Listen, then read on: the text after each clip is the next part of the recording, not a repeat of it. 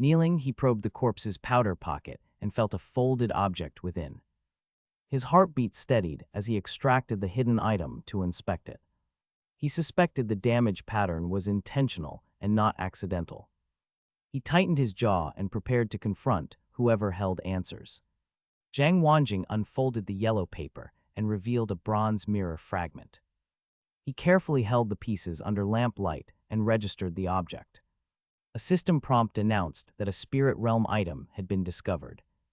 He read the item's title and function displayed on a blue interface.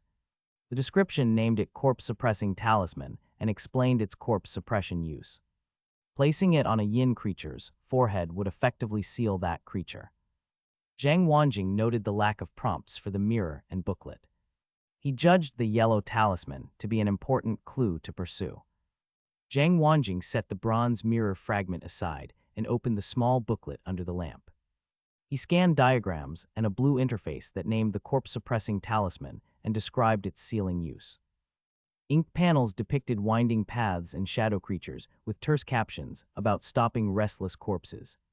He compared the diagrams to the talisman and noted the booklet offered no mirror prompts. The new details confirmed the talisman's function and narrowed his options. He kept the yellow talisman and mirror visible and resolved to pursue the clues the booklet provided. Zhang Wanjing unfolded the booklet and read its sparse diagrams and captions about seals. He compared those diagrams to his yellow talisman and bronze mirror and found no mirror prompts or full instructions. He spread the pages on the floor and noted torn edges and missing sections. A single message stood out in blood-red letters, "Trust Master." The abrupt warning unsettled him and raised doubts about the book's origin. He felt an uneasy aversion toward corpses and, shaken, resolved he could not stay any longer. After studying the booklet, Zhang Wanjing decided he could not remain any longer. He picked up the bronze mirror and lifted it toward his face. The metal felt cold and its surface was pitted with visible age. At first he saw only his own tense features in the glass. The reflection blurred and a hollow skull formed within smoky shadow behind him. The image filled the mirror and seemed to stare back at him. His old aversion to corpses flared and panic hit him. He screamed. After studying the booklet and screaming, Zhang Wanjing hurled a yellow talisman while shouting its blessing. He then curled on the floor and admitted he had been wrong. He lifted the bronze mirror again and demanded it be useful. The mirror offered no true aid and did not reveal a corpse-type spirit. He spat that the talisman was useless and realized its yang could not supplement him. Pain tightened his shoulder and cold bled into his hands and feet. He sat shivering and questioned what courage had driven him to leave the main hall. After the mirror offered no aid, Zhang Wanjing shivered and questioned what drove him out of the hall. Two masked figures stepped forward and jeered, their voices welcoming him to the party. He screamed for help while sharp clacks echoed, and then he slumped forward onto the floor. He cursed at his luck and lay with his face pressed to the boards. He replayed a lone footstep that had followed him earlier and wondered why it returned now. A low, harsh voice said the more ghosts the merrier and warned him of future shame.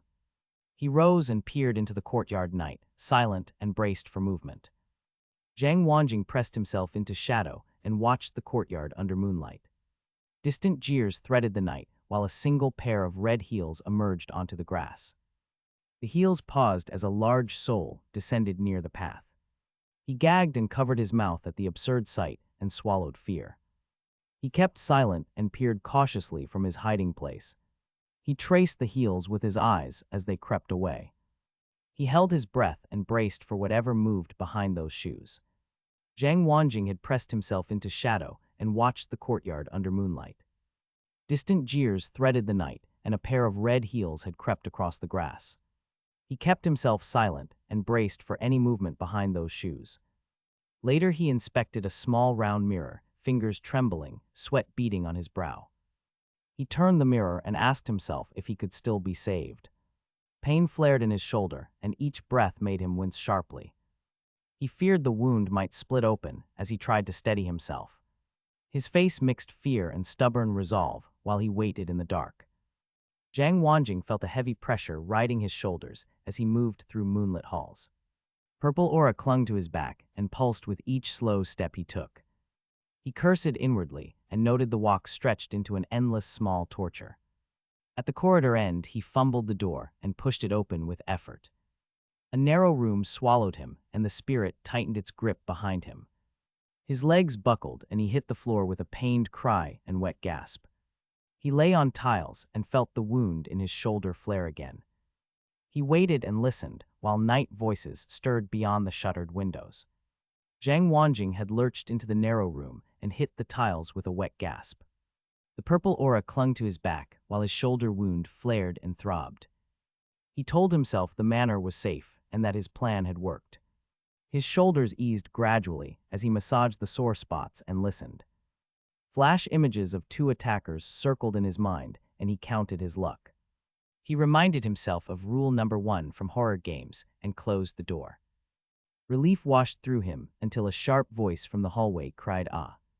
Zhang Wanjing had closed the door and tried to steady his breath after the hallway cry. A translucent system panel overlaid the air and declared a main quest complete. It congratulated Yuanshi Tianzan, listed rewards, and began calculating them immediately. The interface awarded a corpse-repelling talisman, granted 15% experience, and unlocked inventory access. A 36-hour rest period started with a visible countdown on the panel. His blue avatar flickered and dissolved, then he appeared in his rain-soaked bedroom. He blinked at familiar furniture, murmured "I'm back," and confirmed this was his room. Zhang Wanjing returned to his body and lay in the dark, breathing and aware of the living world's scent. He reached where the corpse-repelling talisman had been and found it missing. Instinctive searching summoned a translucent inventory interface at his thought, which displayed an item grid with a lone entry and a level readout at 0. He realized the system required explicit inventory access and that he had no level yet. He sat up surprised and judged the whole sequence felt like a game. Zhang Wanjing resolved to tell his cousin about the incident and reached for his phone. He replayed a few imagined responses and worried authorities might dismiss him as delusional. He browsed contacts until a card named Li Dongs appeared and considered the caller a likely specialist. He thought the investigator might also enter the spirit realm when needed. He dialed the number despite uncertainty. The line connected, and a voice identified him as Zhang Wanjing, then acknowledged that he had made it out of the spirit realm. Zhang Wanjing answered the call and heard a calm congratulation on becoming a spirit realm walker. The caller identified himself as Li Dongs and outlined the government's 2 approaches to the spirit realm. He explained one path that offered official absorption and extended formal training. The other allowed lone practitioners to register, but barred them from receiving state assistance. Li demanded a promise not to use powers to break the law. Zhang Wanjing loudly pledged to join and to fight for his country. Li accepted the pledge and arranged to pick him up the next morning. Zhang hesitated about the timing, yet he still kept the appointment. Zhang Wanjing had answered the call and apologized about hiding that Bing had given him the card. Li Dongs commended his caution and reminded him of the promise. Night descended over the city. The next morning, Zhang woke hungry and pulled himself out of bed. The spirit realm still crowded his thoughts and dreams. At the doorway, his grandmother called him Yuanzi and asked why he was up so early and whether he had stayed up last night.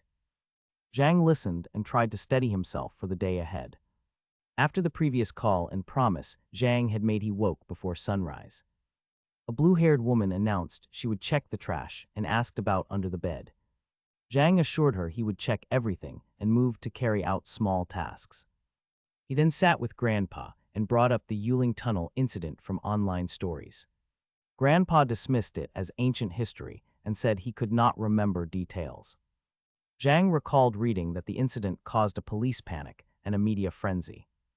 Grandma prepared breakfast and mentioned the worker who had disappeared again today. Zhang Wanjing sat with Grandpa and Grandma while they teased his memory and routines.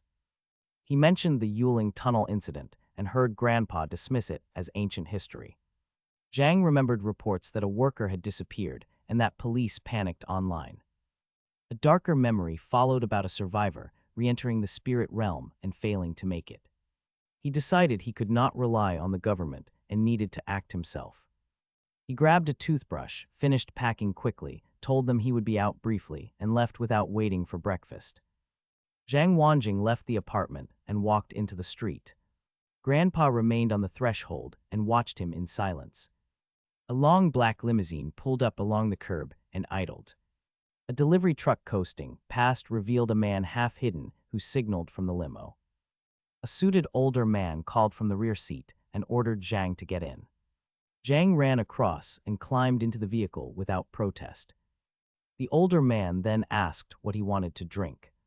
Zhang answered simply with Coke. The doors closed and the car eased away into traffic while reflections slid across the windows. Zhang Wanjing sat in the back as the suited man poured a drink and spoke.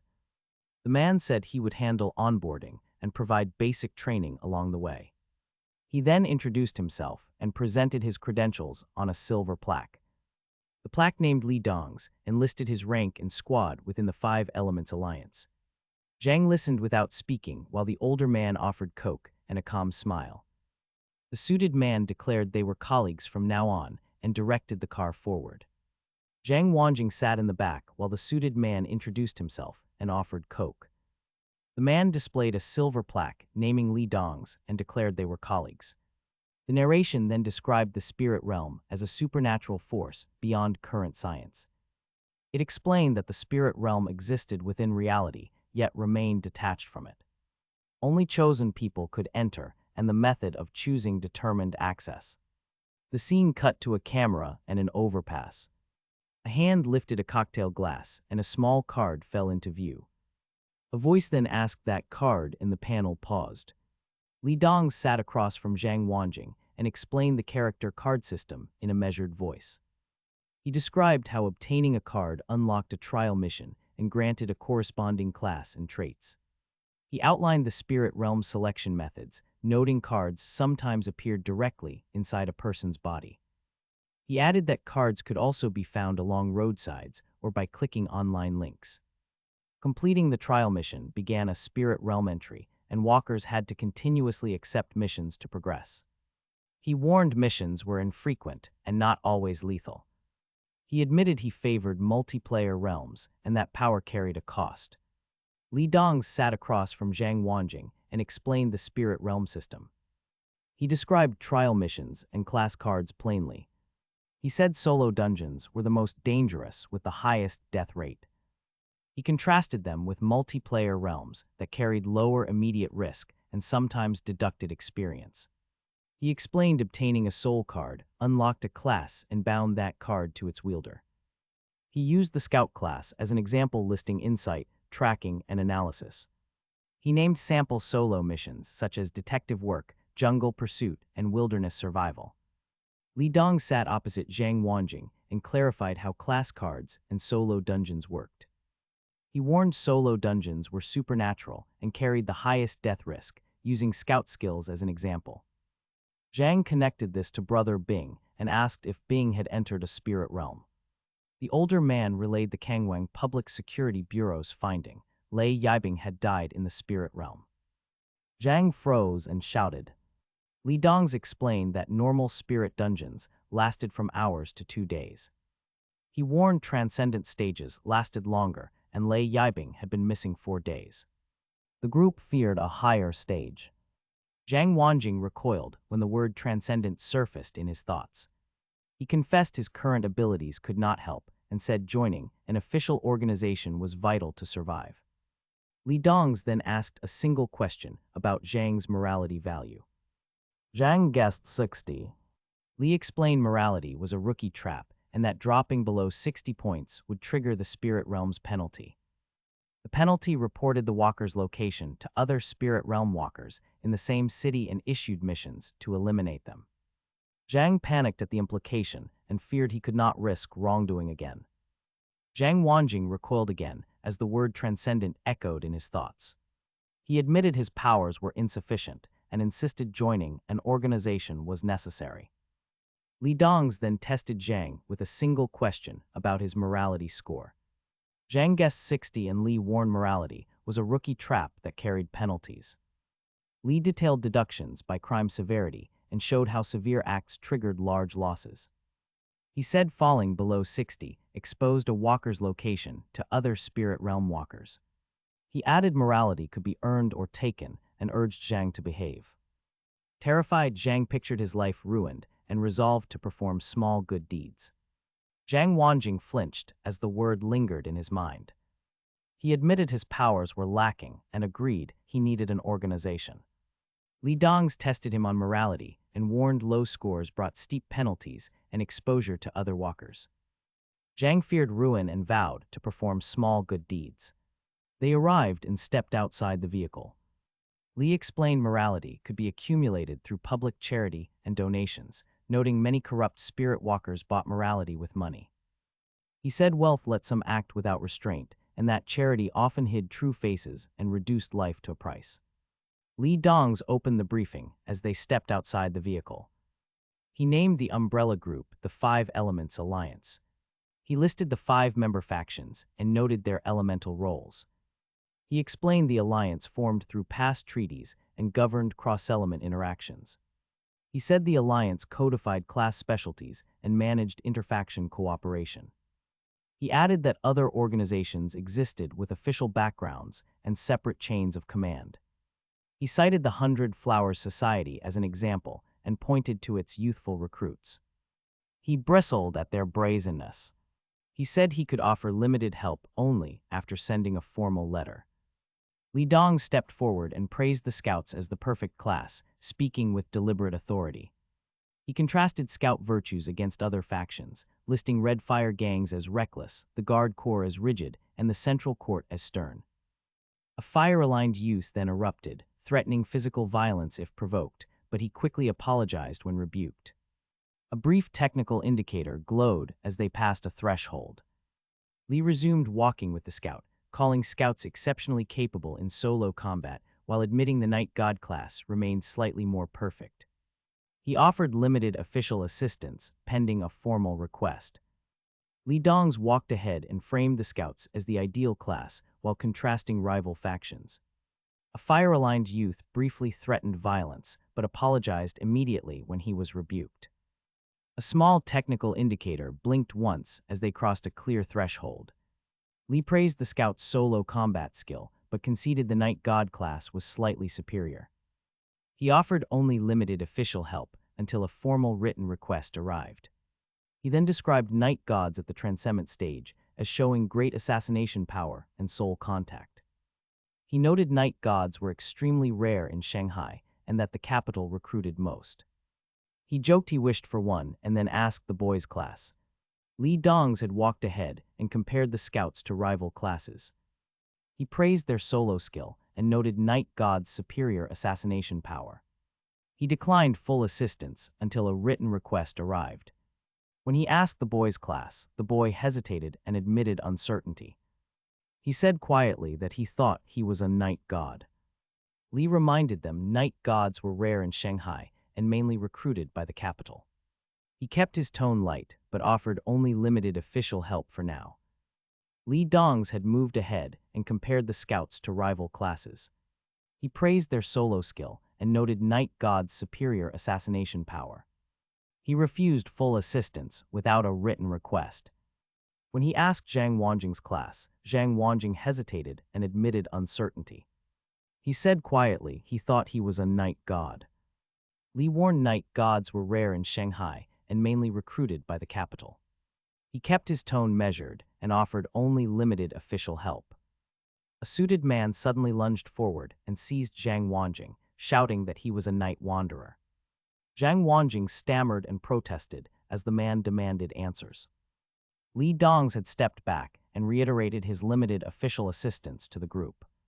3 suited men then turned and announced shock at finding a night wanderer among them. A sharp-suited man seized Zhang Wanjing and demanded answers in a loud voice. Zhang Wanjing stammered and admitted uncertainty while suggesting he might be a night god. The interrogator prodded about class, and origin then shifted to a measured, calmer tone. He mocked formalities briefly, then promised to arrange assistance if Zhang cooperated. The man finally relaxed and ruffled the boy's hair as a sign of control. After the brief public questioning, Li Dongs led Zhang Wanjing away from the open workspace. Office staff resumed their tasks as the man opened his personal office and told the boy to sit and wait. Li moved to his desk and printed a contract while Zhang watched from the couch. A close shot then displayed a spirit realm ID naming Guan Ye. The door frame filled with a woman who leaned in and asked if the team needed her help, shifting the mood from procedure to a charged offer of assistance. Li Dongs had led Zhang Wanjing into his office and asked him to wait. A woman, Guanya, appeared in the doorway and offered help with a slight smile. She moved close, sat on the couch, and teased the boy about being soft and immature. Li cautioned her against saying inappropriate things in front of a student. Guanya dismissed him and leaned over Zhang, continuing her playful provocation. Zhang Wanjing flushed and stammered, shrinking from her words. Guanya watched him with amusement. She asked about the chief's mood and then stepped back. Li Dongs had led Zhang Wanjing into the office and then stepped aside.